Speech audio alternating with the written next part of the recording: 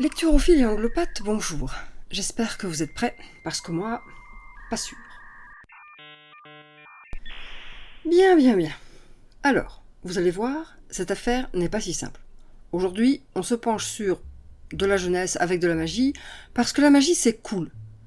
Et c'est encore plus cool quand c'est dans le monde de l'art, parce que l'art c'est cool. Et ne venez pas accuser votre prof de dessin de collège complètement perché. C'est pas l'art qui fait ça, c'est juste d'être prof au collège. Mais c'est un autre sujet. Alors, vous allez voir que parfois, on part sur une bonne idée, et qu'un seul petit détail peut venir tout gâcher. Enfin, deux en réalité. C'est parti. Alors, Beneath a Swirling Sky, c'est quoi ? Déjà, c'est un livre écrit par Caroline Leloglou, qui vit à San Antonio au Texas, et qui écrit des poèmes et des histoires quand ses mômes lui en laissent le temps. Et voyez-vous, on a ici le cas d'un livre qui aurait dû mettre ses remerciements au début, car c'est quand je les ai lus que j'ai eu confirmation. Sans doute que si j'avais eu ça en préambule du bouquin, j'aurais peut-être fait l'impasse. Mais maintenant, je veux surtout vous avertir, ce livre est de la propagande chrétienne. Je ne sais pas si vous sentez ma déception, mais attendez, ça va venir. Et pour ça, on va reprendre du début. Donc, Beneath a Swirling Sky, c'est l'histoire de Vincent, oui, d'après Van Gogh, zéro surprise de ce côté-là, qui débarque avec sa sœur Lily chez le tonton Léo pendant que papa et maman vont faire une croisière. Et Vincent, il est deg, parce qu'il aurait préféré être quelque part avec une PS5 et la fibre. Au lieu de ça, il se retrouve dans une baraque pleine de tableaux qui lui rappellent sans arrêt qu'il a arrêté de peindre parce qu'il se trouvait nul.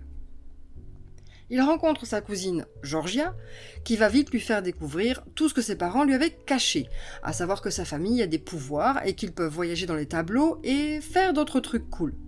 Bien sûr, tout devient compliqué quand la petite sœur disparaît et que Vincent et Georgia partent la retrouver et se retrouvent face aux ennemis jurés de la famille de Vincent. Et oui, parce que dans les gens qui ont des pouvoirs comme ça, il y a des gentils et des méchants. Les gentils qui protègent et sauvent les œuvres d'art, et les méchants qui les détruisent ou les instrumentalisent. Alors, c'est là qu'arrive le premier moment cringe, dans la mesure où on va nous balancer une svastika et des nazis, juste pour illustrer le propos, il y a des méchants. Et ça me gêne, genre beaucoup. Évidemment, c'est bien de dire aux enfants que les nazis c'est des méchants, mais un, c'est simpliste, et deux, en fait, il n'y a aucun nazi dans cette histoire. Donc le truc est totalement gratuit et hors contexte.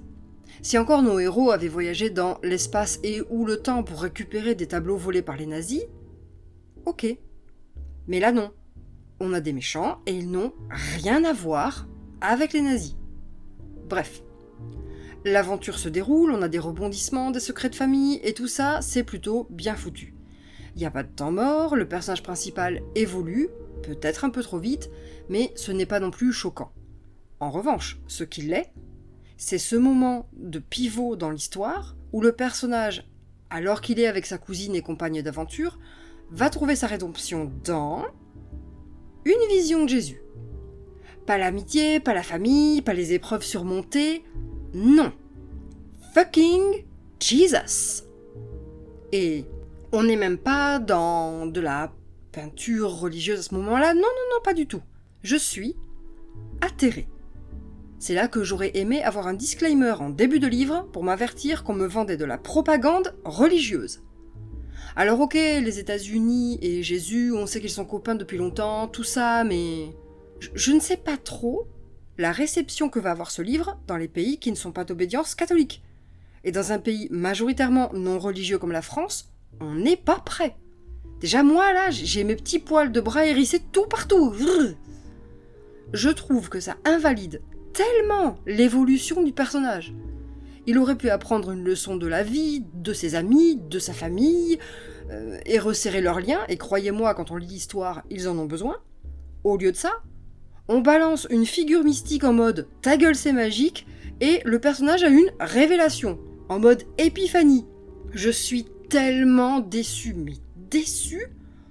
Au lieu d'apprendre la confiance en soi des enfants, oui parce que je vous rappelle que le public de ce livre, ce sont les enfants d'une dizaine d'années, on leur dit que la seule façon pour eux d'avoir confiance en eux, c'est de se tourner vers une figure religieuse et que ce sera désormais, ça, leur source de mana. Je suis vénéritude et déception colérifiante. Voilà. D'ailleurs, j'arrête là. Voilà. On passe au récap. Les plus. Des rêves de jeux vidéo marrantes. Des personnages qui se tiennent. Un bon rythme. Un monde et un système magique très chouette. Une façon originale de faire découvrir l'art ou de sensibiliser à l'art. Une histoire d'amitié. Les moins. Des morales cucu. Des adultes très très nuls. Et très absents. Des moments où on ne comprend pas pourquoi certaines choses ne sont pas dites. Une définition de l'art un peu claquée au sol. Pourquoi les nazis? Et surtout, pourquoi Jésus? Putain! Mon feeling, très partagé. Jésus et les nazis m'ont vraiment gâché mon plaisir et surtout, Jésus, j'aimerais qu'on lui foute la paix. Et qu'il reste là où il est, sans venir dans les bouquins de fantasy, fantastique, jeunesse. Voilà. À la prochaine, et lisez des livres en anglais.